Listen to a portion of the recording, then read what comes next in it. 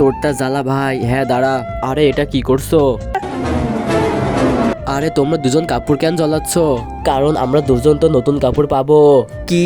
কিন্তু কিভাবে পাবে তোমরা? কারণ আজকে আমার বন্ধুর বিয়ে, আর যদি আমাদের কাছে কাপড় না থাকে আমাদের বন্ধু আমাদের নতুন কাপড় দিবে, আর যদি নতুন কাপড় না দেয় তাহলে আমরা বিয়েতে যাব না। আরে চল ভাই কাপড় নিয়ে আসি, চল। তুই কেমন কাপড় নিবি? প্যান্ট আর শার্ট? আমাকে ছেড়ে চলে গেল, এখন আমি কি করবো রে?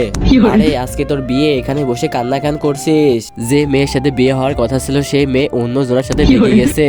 কি তার মানে তোর বিয়ে বাদ? হ্যাঁ ভাই, প্লিজ ভাই তুই বিয়ে কর, নাই আমরা নতুন কাপড় কোথায় পাবো? আরে মেয়ে যদি না থাকি বিয়ে কাকে করব? কি বলিস? দাঁড়া আমি মেয়ে নিয়ে আসছি।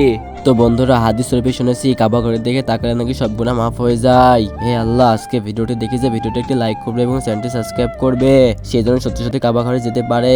আর হ্যাঁ অবশ্যই তোমার নামটা কমেন্ট বক্সে কমেন্ট করে যাবে। এই নে ভাই, মেয়ে নিয়ে আসছি, এখন তাড়াতাড়ি বিয়ে কর আর আমাদের কাপড় দে। আরে ওর তো দাড়ি মোছ আছে। তো কি হয়েছে? দাড়ি মোছ তো তোরও আছে, তাড়াতাড়ি বিয়ে কর। ভাগ সালা, আমি বিয়ে করব না, ছেলেকে মেয়ে বানিয়ে নিয়ে আসছে।